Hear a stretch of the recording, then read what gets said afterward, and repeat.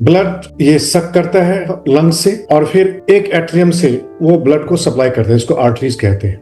नसों के द्वारा ब्लड वापस आता है और फेफड़े में वो ऑक्सीजनेशन क्रिया करता है, और जो व्यक्ति दीर्घ श्वास प्रश्वास लेता है उसका ब्लड ऑक्सीजन रिच होता है। और इस वायु में इतनी ताकत है, इतनी पावर है, क्योंकि यह वायु अग्नि है। प्राणायाम से दीर्घ श्वास प्रश्वास से हम अग्नि प्रज्वलित करते हैं, और वह अग्नि जो ब्लड में जो ऐसे नेगेटिव पार्टिकल्स होते हैं, जिसको हम वायरस कहते हैं, जिसको हम पैथोजेंस कहते हैं, जिसको हम फॉरेन मैटर्स कहते हैं, जो कि सूक्ष्म रूप से ब्लड में होता है। हालांकि ब्लड जितने भी हमारे लिम्फेटिक नोड्स होते हैं, लिम्फेटिक नोड्स पे ब्लड का प्यूरिफिकेशन होता है, तथापि उस ब्लड में कुछ न कुछ रह जाता है जो प्राणिक क्रिया अर्थात श्वास प्रश्वास की क्रिया करके उसको हम मिनिमाइज करते हैं या डिस्ट्रॉय करते हैं। तो सबसे पहले ब्लड का प्यूरिफिकेशन होता है जब हम प्राणायाम की क्रिया करते हैं। योग का जो एक महत्वपूर्ण हिस्सा है, रक्त शुद्ध करते हैं, और वो रक्त हृदय बाहर आर्टरीज के माध्यम से संचार करता है। लेकिन अगर आर्टरीज में ब्लॉकेजेस हो तो यह प्रक्रिया धीमी हो जाती है, और जिसको हम ब्लड प्रेशर लेवल हाई कहते हैं, ब्लड का प्रेशर बढ़ जाता है because of blockages in the arteries. अब ये ब्लॉकेजेस कैसे क्रिएट होते हैं? आपको पता है, कोलेस्ट्रॉल का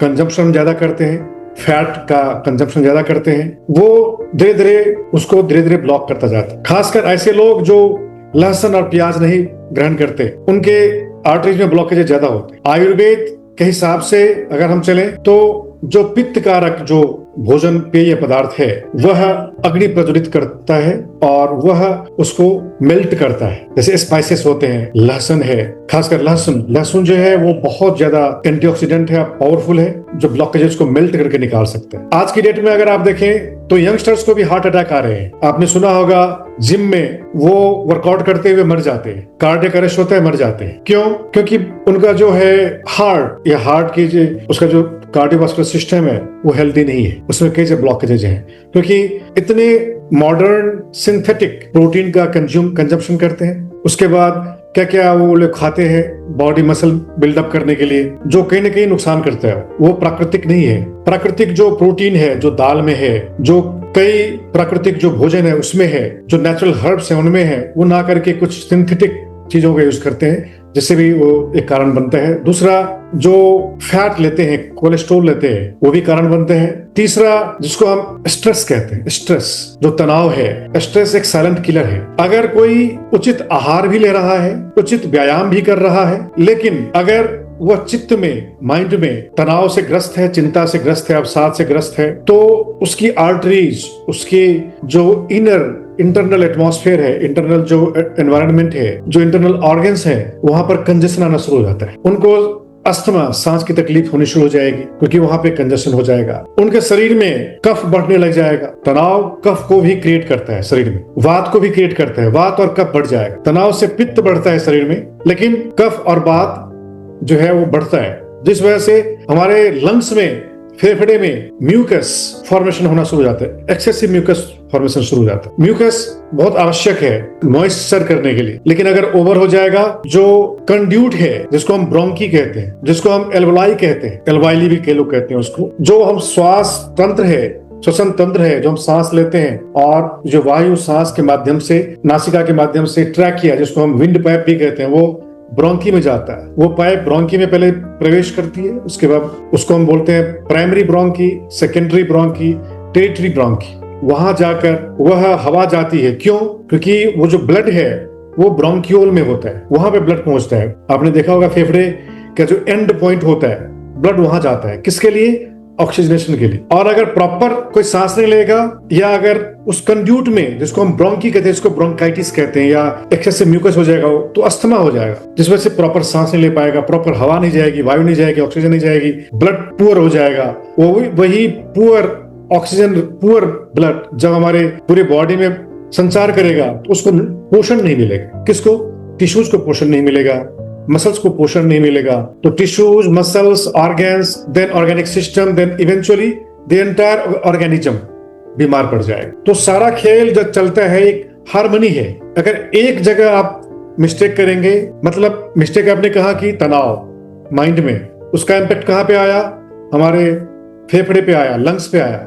उसका इम्पैक्ट, आप सांस प्रॉपर नहीं ले पा रहे। जो तनाव में होता है व्यक्ति, वो प्रॉपर सांस नहीं ले पाता। आप खुद महसूस करेंगे जब आप टेंशन में आते हैं या इमोशनल इम्बैलेंस में आते हैं तो आप शैलो ब्रीथिंग से लेते हैं, आप गहरी सांस नहीं ले सकते। लेकिन अगर आप प्रयत्न पूर्वक अगर गहरी सांस लेने की चेष्टा करेंगे तो आप देखेंगे तनाव धीरे धीरे आपका कम हो जाता है, चित्त आपका ग्राउंड हो जाता है, चित्त आपका जो है बिल्कुल जिसको हम कहते हैं कि स्वरूपे अवस्थानम तथा द्रष्टुम स्वरूपे अवस्था, अपने स्वरूप में आता है, हमारा स्व उसमें स्थित हो जाता है, उसी को हम स्वस्थ कहते हैं। स्व में स्थित हो जाना, स्वस्थ हो जाना है। और हमारा स्व क्या है? हमारा स्व है चित्त वृत्तियों का निरोध। जब चित्त की वृत्तियां निरोध हो जाती है तथा द्रष्टु स्वरूपे अवस्थानम, योगस् चित्त वृत्ति निरोधा तथा द्रष्टु स्वरूपे अवस्थानम, वृत्ति सारूप्यम इतरत्र। इसके अलावा व्यक्ति का जो स्वरूप होता है क्या होता है? वृत्ति के अनुरूप होता है, वृत्तियों के अनुरूप होता है। वृत्तियां पंचतय्य क्लिष्टा क्लिष्टा, वृत्तियां 5 हैं, क्लिष्ट और अक्लिष्ट। क्लिष्ट वृत्ति है जो आपको स्ट्रेस, एंजाइटी, प्रॉब्लम्स जिंदगी में लाते हैं। और अक्लिष्ट मतलब सीधी वृत्तियां।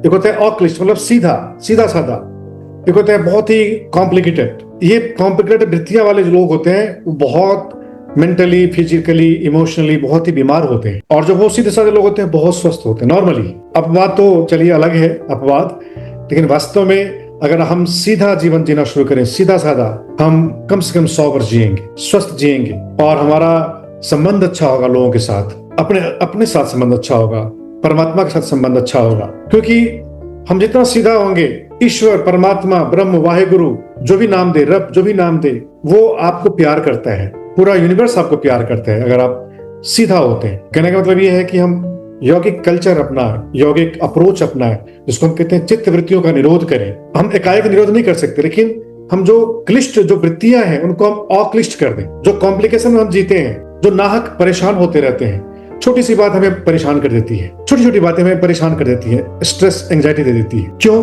क्योंकि हमारे भीतर संस्कार है। छोटी छोटी बातों पे नाराज हो जाना, छोटी छोटी बातों पे गुस्सा हो जाना, छोटी छोटी बातों को माइंड करना, जिसको बोलते हैं ना क्राइंग बेबी। क्राइंग बेबी, हमेशा रोते रहना, हमेशा काल को, कर्म को, ईश्वर को दोष देते रहना कि समय सही नहीं था इसलिए मैं सफल नहीं हो पाया, हमारा कर्म खराब था, हमारी किस्मत खराब थी इसलिए हम सफल नहीं हो पाए, ईश्वर हमारे पक्ष में, फेवर में नहीं इसलिए ऐसा हो रहा है, हमारी जिंदगी में कलेश आ रहा है। ऐसा कुछ नहीं है। हम स्वयं कारण हैं सभी जंजालों का, सभी कलेशों का, सभी समस्याओं का, और हम स्वयं ही निदान भी हैं। कहते हैं ना, where there is cause there is solution. So cause is not in the world, cause is not in people, cause is in ourselves. और वहीं से उसका इलाज भी होता है। और हमारे भीतर क्या है? वृत्तियां हैं। और वृत्तियां क्या है? प्रमाण, विपर्य, विकल्प, निद्रा, स्मृति, ये 5 वृत्तियां हैं पतंजलि के अनुसार। प्रमाण ऑथेंटिकेट करते रहना, हमेशा अपने आप को परफेक्ट साबित करना, जिसको हम मिस्टर परफेक्शनिस्ट कहते हैं। वे लोग सिक पीपल है। कोई परफेक्ट नहीं है, कोई भी परफेक्ट नहीं है, कोई परफेक्ट पैदा नहीं होता और कोई परफेक्ट नहीं होता, कभी नहीं। इसलिए आप जहां है वहां से शुरुआत करें। आपके पास जो स्किल है, जो एनर्जी है, जो कर्मा है, जो रिसोर्सेस है, वही पर्याप्त है आपके लिए।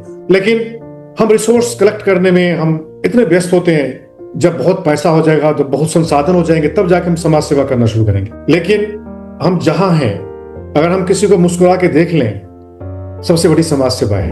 अगर भगवान बुद्ध ने भी विनय को सबसे प्रथम रखा है। भगवान बुद्ध के जो 3 पिटक हैं, त्रिपिटक, पहला है विनय पिटक, जिसमें उन्होंने विनय सिखाया है, अपने आप को ईगोलेस बनाओ, कभी भी अहंकार मत करो, ज्ञान का, शक्ति का, स्वास्थ्य का, सौंदर्य का, धन का, अप्रोच का, political power, physical power, muscular power, monetary power या स्पिरिचुअल पावर का भी भगवान ने सबके लिए मना किया है। इतनी सारी सिद्धियां थी जो किसी देवता के पास नहीं थी उस समय, लेकिन अहंकार नाम की एक रत्ती भर उनके अंदर लेश मात्र नहीं था। क्यों? क्योंकि वो स्वयं विनय में जीते थे और स्वयं अपने शिष्यों को विनय सिखाया, अर्थात अम्बलनेस सिखाया।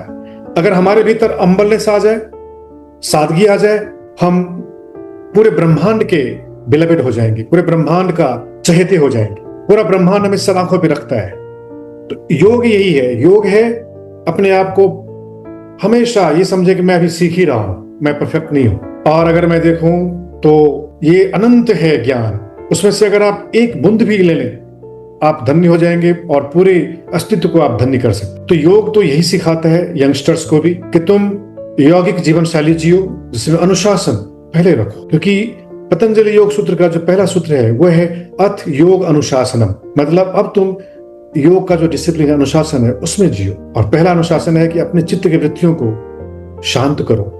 निरोध तो बाद में है, पहले शांत करना हम शुरू करें। निरुद्ध तो सबसे अल्टीमेट है। हमारे अंदर जो जल्दबाजी है, इन छोटी छोटी चीजों पे हम काम करना शुरू करें। इसका मतलब हम योग का अभ्यास करना शुरू करेंगे। भोजन आप आराम से खाएं, शांतिपूर्वक खाएं।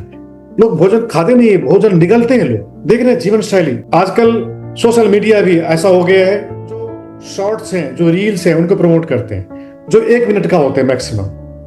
1 मिनट आप देखें, उसके बाद आपको ठहरने नहीं देगा, फिर आपको आगे भेज देगा। मतलब क्या, इतना फास्ट हो गया है। अगर आप चलचित्र में जाएं, जब 70-80s की जो मूवीज होती थी, कितनी स्टिल होती थी, एक सीन को भी वहां रुक के लोग देख पाते थे। आज के टाइम देखिए, सेकंड में सीन बदलते रहते हैं, आपको स्थिर रहने ही नहीं देगा। पूरा समाज, पूरी मानसिकता चंचल हो गई है। उसे हमें धीरे धीरे स्लो डाउन करना है, उसे हमें स्थिर करना है, उसे हमें शांत करना है। योग यही है, अपने आप को शांत करो। ओम शांति शांति शांति। इस शांति का, इस निर्वाण का, इस समता का, इस स्थिरता का, इस धैर्य का अगर हम प्रैक्टिस करें भोजन में, अपने जीवन शैली में, हम कंपटीशन में ना जिए। पड़ोसी बहुत रिच है, बहुत सक्सेसफुल है, हम भी हो जाएं। कोई बहुत बड़ा सेलिब्रिटी है, बहुत बड़ा सफल है, हम भी हो जाएं। नहीं, आपकी जीवन यात्रा अलग है, आपकी कैपेसिटी अलग है, आपकी योग्यता अलग है, इसलिए आपको देर लगेगी। या आप अपनी कैपेसिटी बढ़ाएं तो उसको आप क्या कर सकते हैं, एक्सपेडाइट कर सकते हैं अपनी सफलता की। लेकिन बहुत धैर्य के साथ, बहुत हार्डवर्क करना होता है अपने ऊपर, अपने मेंटल हेल्थ के ऊपर, अपने फिजिकल हेल्थ के ऊपर। और ये होता है आहार विहार विचार व्यवहार। डाइट, हेल्दी डाइट्स लें, जिससे कोलेस्ट्रॉल ना हो, जिससे ब्लॉकेज क्रिएट ना हो, जो हमारे हार्ट के लिए, जो हमारे ब्रेन के लिए, जो हमारे डाइजेशन सिस्टम के लिए, सबके लिए अच्छा हो। तो आपका ब्रेन फंक्शन काम करेगा, अच्छा काम करेगा, हार्ट अच्छा काम करेगा, आपका एंडोक्राइन सिस्टम सही होगा, हार्मोन्स का प्रॉपर सिक्रेशन होगा। आपको पता है हमारे जितने भी इमोशंस हैं हार्मोन से रेगुलेटेड होते हैं। आपकी जो चित्त की स्थिति हार्मोन से होता है, और हार्मोन्स को क्या प्रभावित करता है, आपकी मनोदशा। इसलिए हैप्पी रहिए, हैप्पी हार्मोन्स को सीक्रेट कीजिए, एंडोक्राइन सिस्टम को ठीक कीजिए, डाइजेशन सिस्टम को ठीक कीजिए, क्योंकि डाइजेशन भी एंडोक्राइन से कनेक्टेड है। इसलिए आप इनको ठीक कीजिए तो आपका ओवरऑल हेल्थ सही होगा। पेट सफा हर रोग दफा, बोलते हैं ना। पेट को साफ रखिए, पेट को स्वस्थ रखिए, आपका ब्रेन काम करेगा। अगर पेट में कब्ज है, गैस है, आपका ब्रेन सही काम करेगा ही नहीं। आपकी सांस की तकलीफ है, आपका ब्रेन काम नहीं करेगा। एक छोटी सी नजला हो जाए, कफ हो जाए, आपका ब्रेन काम नहीं करेगा। ब्रेन को हेल्थ, न्यूरो हेल्थ को आप ठीक रखिए, क्योंकि ये हेड है। किसी ऑर्गेनाइजेशन का कोई हेड होता है जिसपे सारा ऑर्गेनाइजेशन टिका होता है। वैसे ये जो ऑर्गेनिज्म है, ऑर्गेनाइजेशन वर्ड बना है ऑर्गेनिज्म से। ये जो ऑर्गेनाइजेशन है, ये जो ऑर्गेनिक सिस्टम है, इसका हेड है कौन, ये हेड। इस हेड को स्वस्थ रखिए, और ये स्वस्थ रहेगा ओवरऑल सब कुछ स्वस्थ रहेगा। चित्त वृत्ति निरोध, चित्त को ठीक कीजिए, अपने चेतसिक को ठीक कीजिए, अपने चित्त में स्थिरता, शांति, समता लाइए। यही योग है। समत्वम योग उच्यते, चित्तवृत्ति निरोधा योग, चित्तवृत्ति निरोधा योग कर्मसु कौशलम। आपके कर्म में कुशलता आएगी। तो हर व्यक्ति के लिए, जो युवा है, अधेड़ है, जो अभी युवा होने वाले हैं, जो स्टूडेंट्स हैं, सबके लिए इसकी आवश्यकता है आज की डेट में। और हम सबका कार्य होना चाहिए, इसका ज्यादा से ज्यादा हम प्रचार प्रसार करें। बहुत ही easy to do, quickly practicable, जो आप तुरंत प्रैक्टिस कर सके। सांस तुरंत कर सकते हैं आप। 5 गहरी लंबी सांस लें, बात खत्म हो गई, योग कर लिया। टेंशन में है, सांस लीजिए, माइंड को शांत कीजिए, बात खत्म हो गई। गुस्से में है, पानी पीजिए। बहुत ज्यादा गुस्से है, थोड़ा वॉक कर लो, वहां से वॉकआउट कर जाओ। रिश्ता खराब नहीं होगा, काम खराब नहीं होगा। यही सब योग है। इसके द्वारा हमारा पूरा स्वास्थ्य आदर्श होगा, आइडियल होगा, और हम इन्फ्लुएंस करेंगे लोगों को। पहले हम अपने आप को धन्य करें, बेनिफिट करें, ब्लेस करें, फिर अपने आप सब होता जाता है।